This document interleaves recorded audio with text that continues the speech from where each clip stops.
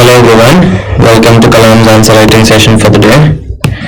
So today's question is on environment and it is related to plastic waste.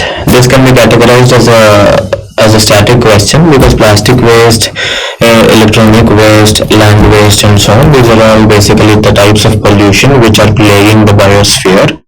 Recently we have plastic waste management rules. They came up in 2016 and then we had amendments in 2018 and so on. So this question has been picked up from this particular theme. So we will, as usual, try and evolve the introduction, body, and the conclusion format for the question that has been given here. So I'll read the question for you, but before I do that, I will give you a few prerequisites which are required when you handle an environment-based question. One is the usage of acts. There are several acts which are related to environment. We have Wildlife Protection Act, we have Environment Protection Act, and then you have National Biodiversity Act, and then there are several rules on persistent organic pollutants, and you have rules on electronic waste, you have rules on plastic waste, and so on. So all these things can be mentioned in your answer, which will give good value addition to your answer. In addition to this, when we talk about environment, there are certain articles in the Constitution which are related to the environment. Some of them are in the fundamental duties, one of them is in fundamental duty, and another is in the BPSP. Keeping these articles in mind, it can become handy to write a board answer. So these will give you the requisite value addition. In addition to this, you have to use certain key terms like the 3 R's: reduce, reuse, and recycle. And you could also use diagrams of virtuous cycle, and these can be used to improve your visibility of the answer. So that being said, we have covered the prerequisites. Now I'll read out the question for you all. Plastic waste is a major environmental and a public health problem in India, particularly in the urban areas. Elucidate. So this is the first theme of the question. And the second thing that is asking me to talk about is the following. Can the Plastic Waste Management Rules 2016 help in addressing the problems related to plastic waste? So basically there are two themes in the question. One is that we have to show the plastic waste is both an environmental and public health concern. The second thing we need to show is how effective these rules and their effectiveness. This is the broad side-heading that I have evolved. Now using these side-headings, I could evolve several other sub-side-headings. Like for example, I'll mention the rules in a diagram and then I'll put the effectiveness in the subheading. And something like that can be done. The mix and match, the variation you want to give your answer is up to you. See, you've been following this program for quite some time.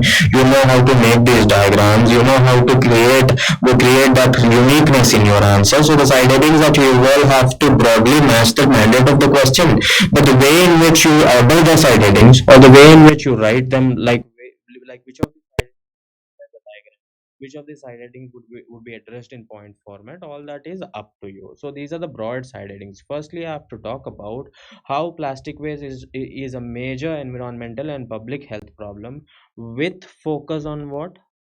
Urban areas. You have to keep this in mind. Having said that, I have to mention what these rules are briefly in a diagram, or I could directly mention them under a subheading, and then I'll move forward and talk about their effectiveness and the way in which we can improve their effectiveness. Immediately we will move to one or two line conclusion, which is neither too vague nor too dense. And then how do we introduce this answer? The way to introduce this answer is to start with a fact. If like for example, there are reports pointing out that by 2050 the amount of plastic which we have in the oceans will overcome the number of fish in the ocean. That is one way. And in 2014 there was a planning commission report which said most of the metropolitan cities in India were producing a huge amount of waste. And in addition to this, you have, if I remember right, a UNEP report which talked about plastic pollution and its sad effects on environment, people, and the animals. So any of these facts can be used to introduce your answer. And what are you doing by basically coming up with this fact? You're introducing to the examiner the gravity of the problem, of plastic pollution. So that is the broad introduction, body and conclusion format. Now we've evolved the skeleton of the answer. We will move forward and evaluate how the sample answer has been written. So let's just move forward and see how this has come up.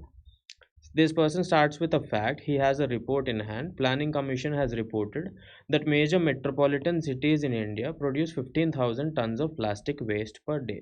Okay, so this is a very difficult fact to remember. I don't know how this person has managed to remember this, but don't worry about it. Remembering 15,000 tons, remembering that the planning commission report which has come up in so and so a year has given this metric, that part becomes really difficult. So don't worry about it. You can start with simple metrics. You can start with simple metrics such as plastic waste will overcome the number of fish in the sea. That is one way to introduce. And another way to introduce is to start off by talking about plastic waste and its negative impact on the environment as such. This might seem as a generic introduction, but that should do the trick for a 10 marker.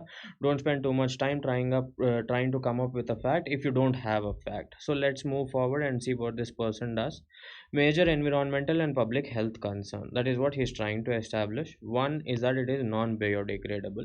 So this cannot be degraded by microorganisms. It cannot be converted into simpler products like water and carbon dioxide or something like that. It cannot be done so easily by microorganisms. So what happens is these plastic waste will start persisting in the environment. Once it starts persisting in the environment for a long period of time, they get accumulated in the different parts of the ecosystem. Animals start eating it. There will be bioaccumulation, which he talked about, probably biomagnification, which he didn't mention, and then its consumption by animals, it is going to hurt them. So all these things he has written. In addition to this, he says that plastic waste basically clogs the sewerage and the drainage systems are really important in urban areas. He should have actually mentioned this point somewhere in the urban areas. He has mentioned a separate side heading for urban area, so he should have mentioned this point here. So this is basically an issue with prioritization of your points. If there are specific side headings in which you could put your points, put it there instead of putting them in generic points like this. That is one suggestion that I have. But it's not easy to do so in an exam scenario, because you can't basically dictate the way in which you recall the order of the points. सबसे पहले ये याद आ गया है and he has written it. So that seems to be the case, but then it's not easy to recall all the points in a prioritized manner, but one can only hope for it. But beyond some time, after some practice, you'll be able to do so. And then what else has he written? He says plastic pollution in the seas is hurting the marine ecosystem, fish, corals, etc. Now he has given me few points to talk about urban concerns. Let's see what they are. Incineration releases carbon dioxide gases, and then there are dioxins and so on. So these basically whatever plastic gets incinerated, it is going to release a lot of harmful gases, and these harmful gases are going to hurt the ecosystem in more ways than one. In addition to this, what is going to happen? If you have the land, this is the soil, here you have the clouds, these clouds give you rain, and this rainwater doesn't get into the groundwater aquifer, because this plastic is basically clogging the surface. In addition, you also have the problem of concretization in the urban areas. So instead of going right down, this gets flown off as runoff and reaches areas like ocean, seas, and so on. So the groundwater seepage becomes a problem. So the groundwater doesn't get rejuvenated. The groundwater aquifers do not have time to get recuperated. So people will face a water problem. So that is what we have to keep in mind. And in addition, if you have plastic waste here and there, that is basically a very unpleasing situation. It is aesthetically unpleasing. So these are the points that he has written to establish how plastic waste is a major environmental and public health concern. I could think of a lot of other points, but and I want you all to write them down in the comment section. Environment, may think about them in terms of plants, think about them in terms of animals, think about them in terms of the ecosystem as such, and under each of these dimension you will have one or two points. That is how you are supposed to evolve your points. And public health concerns, how do you do it? You have to talk about their impact on children, because they are not really careful about what they eat. And you have to talk about the impact of bioaccumulation and biomagnification on various animals, and all these things can be written about. So it's easy to evolve your points once you have this accumulated web of knowledge. And how do you get this web of knowledge? It is basically through practice and revision. So this part has been addressed decently. Now we'll move forward and see what he has next. He's supposed to talk about plastic waste management rules, and he has done it. He's talking about the rules as such. Ban of plastic bags thinner than 50 microns. Okay. Local bodies have been made responsible for segregation and processing. This is interesting. This was basically one of the debatable points of this act. Local bodies have been made empowerable, ठीक है, made responsible, ठीक है, and what it means is that if these bodies are not able to handle the plastic waste, they are supposed to justify it. They are supposed to be accountable to the fact that they are not able to control the plastic pollution.